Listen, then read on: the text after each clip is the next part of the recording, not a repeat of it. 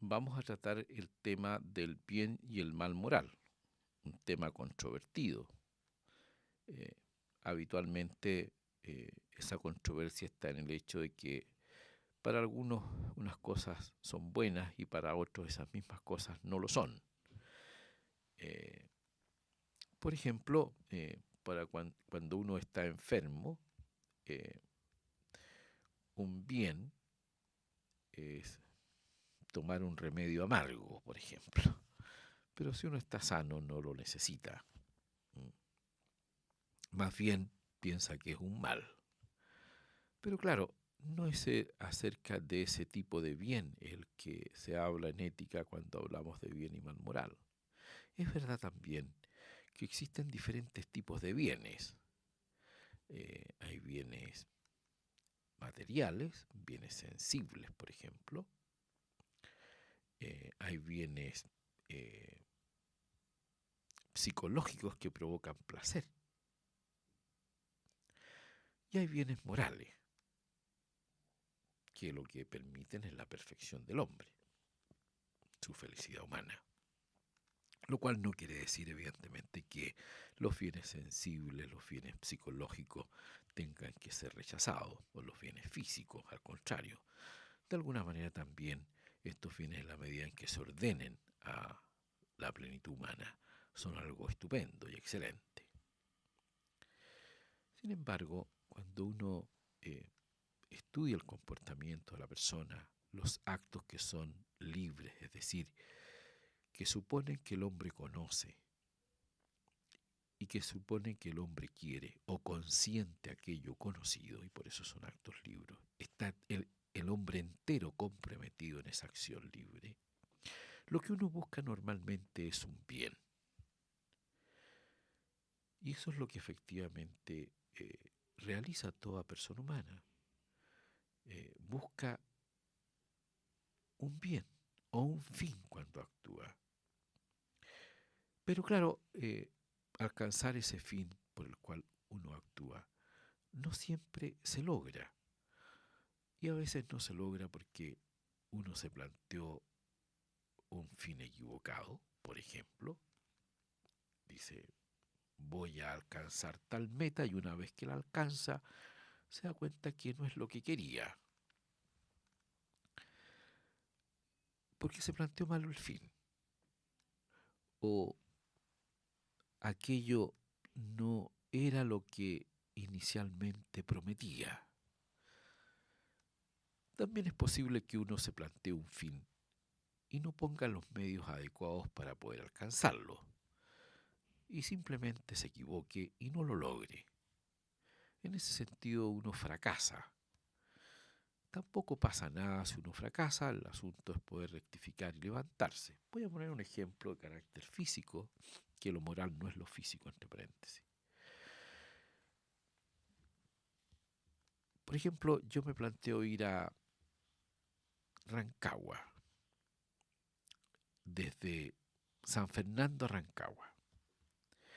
Y ocurre que si yo pongo un medio que no es proporcional a ese fin, no voy a llegar a Rancagua. Por ejemplo, si yo me subo a un Concorde, que son esos aviones supersónicos que creo que ya no están en vuelo, cuando vaya probablemente recién despegando ya pase Rancagua, es decir, no me sirvió.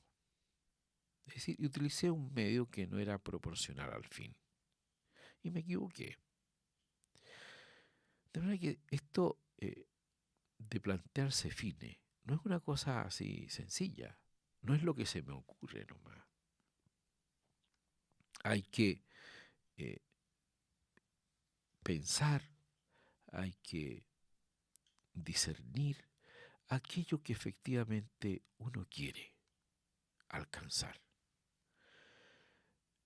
Muchas veces uno no sabe muy bien lo que quiere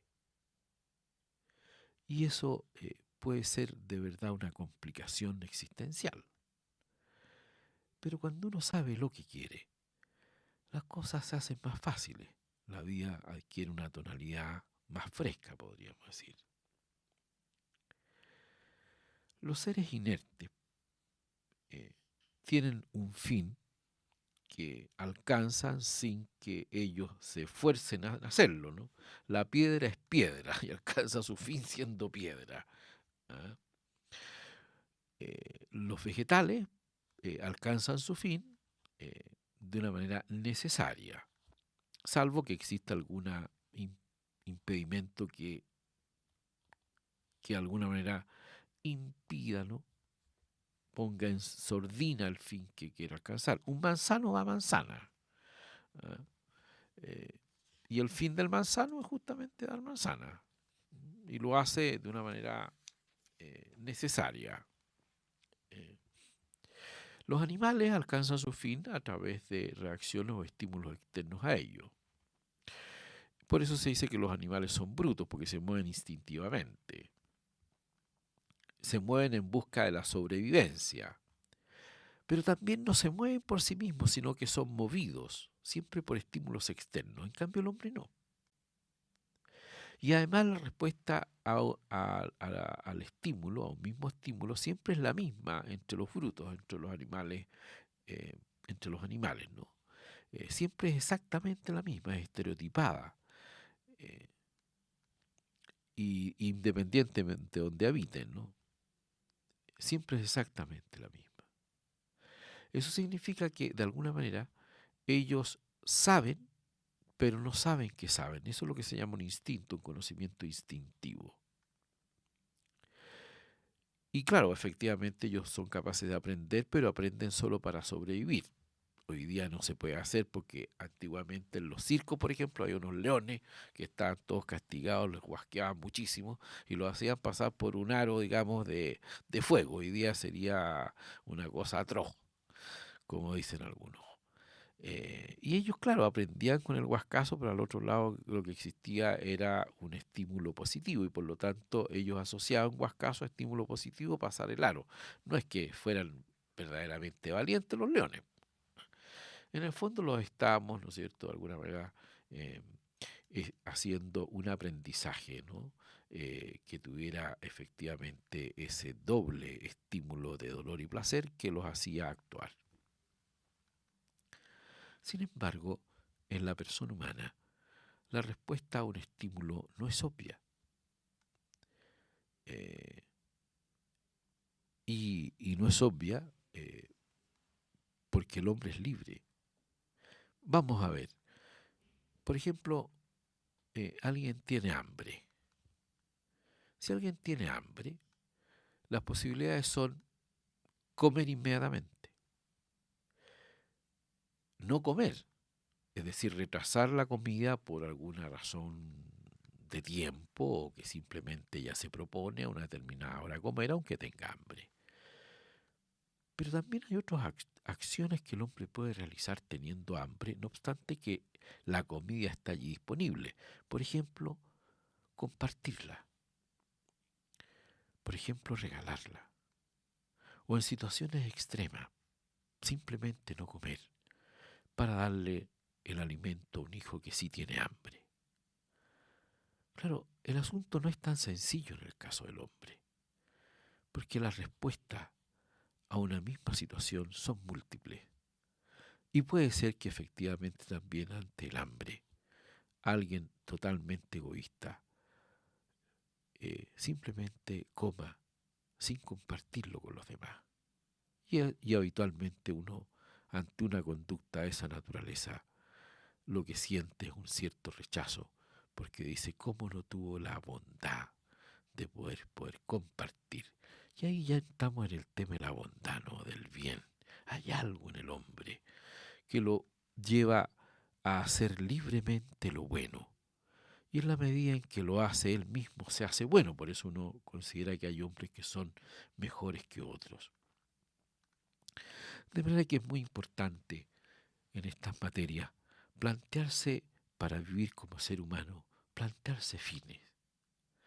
No se puede vivir de puros estímulos externos, porque la naturaleza humana significa actuar desde sí mismo. El hombre masa, podríamos decir, es el que vive de los estímulos externos, de lo que dicen los medios, los que son pauteados en su comportamiento.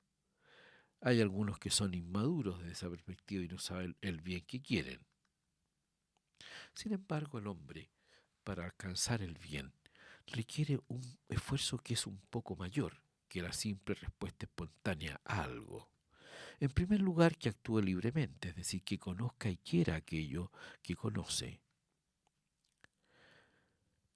Y esto implica que la persona humana, cuando actúa, lo hace conforme a un bien que desea alcanzar o un fin. Y como hay diferentes tipos de fines, el hombre lo que tiene que hacer es aprender a jerarquizarlo de una manera dinámica. Vamos a poner un ejemplo. A mí me gusta fumar.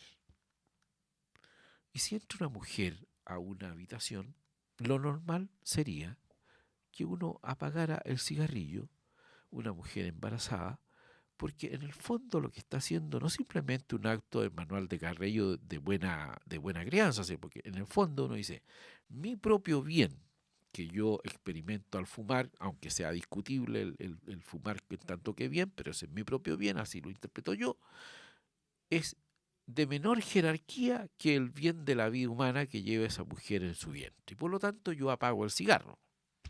Pero puede ser de que yo no lo apague porque no soy capaz de jerarquizar los bienes. En el fondo la vida humana, el comportamiento humano, inteligente, voluntario, libre, consiste en que permanentemente nosotros estamos jerarquizando bienes. Bienes que se tienen que alcanzar y con esa alcanzar ese bien, uno de alguna manera lo que está haciendo es planificarse como ser humano. Es evidente, ¿no?, que si a uno le gusta un equipo de fútbol y va a un partido de fútbol, aunque saqueen al equipo, uno no va a matar al árbitro. Pero hay gente que los mata.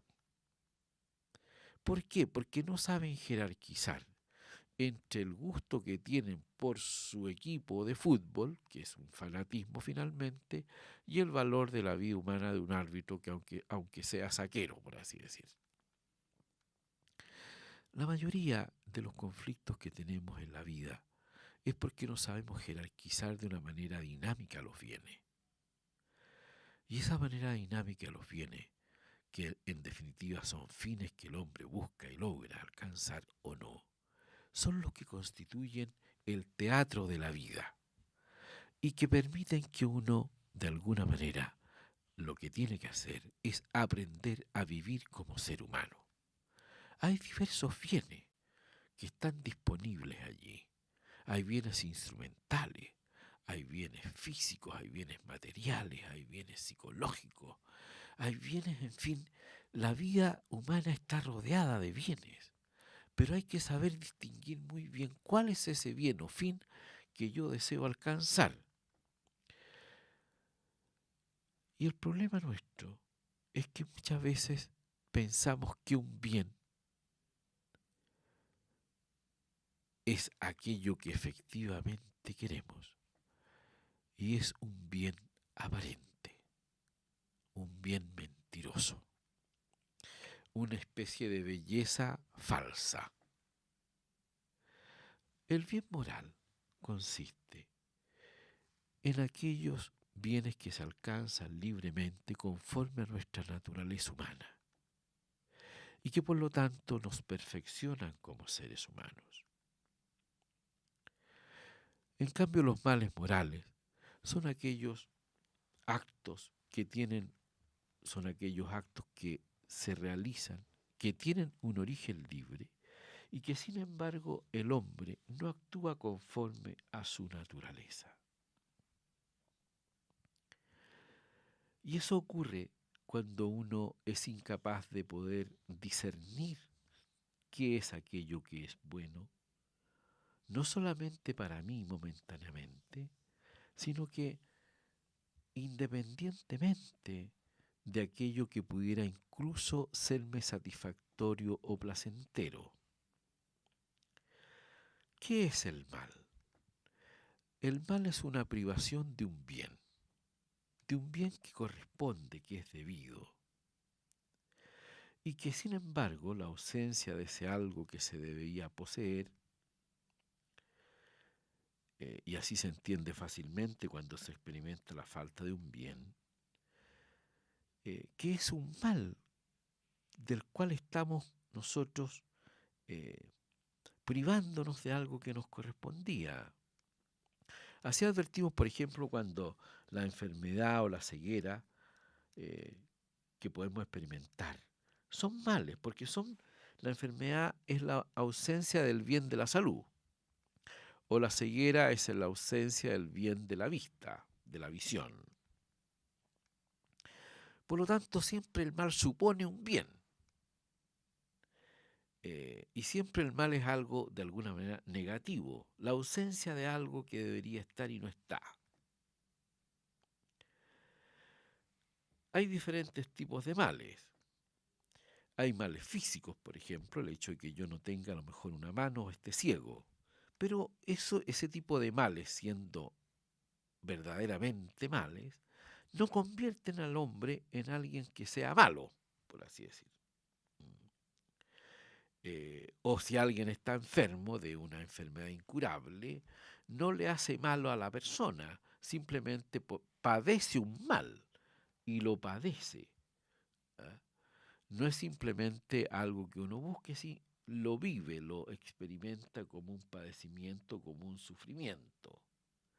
De manera que cuando hablamos del bien moral, lo que estamos hablando en el fondo es de la perfección humana, de la capacidad que tiene el hombre de dirigirse a algo que lo hace mejor. Y el bien solo se hace imaginativamente, solo se hace amorosamente, el bien moral. Y al que lo realiza lo hace bueno, porque en el fondo los actos que el hombre realiza, desde un punto de vista ético o del bien moral, son actos que no tienen que ver con cosas de orden físico. Vamos a poner un ejemplo para terminar. Cuando una persona le saca a otra persona de la billetera un billete, físicamente simplemente lo que hizo es estirar la mano, meterla dentro de la billetera, coger con la mano izquierda o derecha, atraer con su mano el billete que lo prensó con sus dedos y lo metió en el bolsillo izquierdo o derecho de su pantalón o lo que sea. Pero ese acto que aparentemente es un acto físico descrito, pero ese acto moralmente puede significar muchas cosas. Por ejemplo, puede significar que la persona dueña de la billetera a uno le pidió que sacara el dinero y lo guardara. Puede significar, que es lo primero que a uno se le viene a la mente, que robó.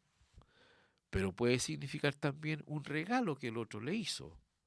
Puede significar que con ese dinero a uno le pidieron que fuera a comprar algo. Puede significar también que le hayan regalado ese dinero. Es decir, la cantidad de opciones que tiene un mismo acto físico, desde el punto de vista moral, son prácticamente indeterminadas. Lo que importa es que el hombre haciendo el bien se hace bueno y que en definitiva lo que hace es profundizar su libertad. Por eso se decía San Agustín, ama y haz lo que quieras, porque siempre vas a querer lo bueno. Lo que ocurre es que muchas veces nosotros, fruto, por ejemplo, del miedo, fruto de la violencia, fruto de nuestro egoísmo, muchas veces somos incapaces de hacer el bien. O hacemos un bien hacemos un bien que no somos conscientes totalmente de lo que estamos haciendo. Lo mismo pasa con el mal. Hay muchos males que uno no quisiera hacer. Por eso se dice que el bien tiene el carácter del silencio, que se hace de una manera pacífica, que no mete ruido. Y había un antiguo hombre que decía, el bien no hace ruido y el ruido no hace bien. Hoy día, en tiempos de el relativismo, en que para cada uno las cosas son buenas o no. Hoy día, por ejemplo, estamos con la tesitura, el problema del bien de la vida humana, que hay personas que sostienen que el aborto es lo bueno, implica que hay una ofuscación de la inteligencia, de no querer reconocer la verdad en este caso de la vida o el bien de la vida. Pero también el hombre, libremente, puede alcanzar las cotas de libertad más altas, como lo hacen, por ejemplo, aquellos que dan la vida por alguien o por algo. Y de hecho hoy día mismo está ocurriendo en muchas partes del mundo fenómenos de esa naturaleza. Hacer el bien implica un esfuerzo serio por intentar ser una persona humana que actúa conforme a lo que es un ser inteligente, libre, con voluntad, con voluntariedad y también con el propósito de poder darse a otros.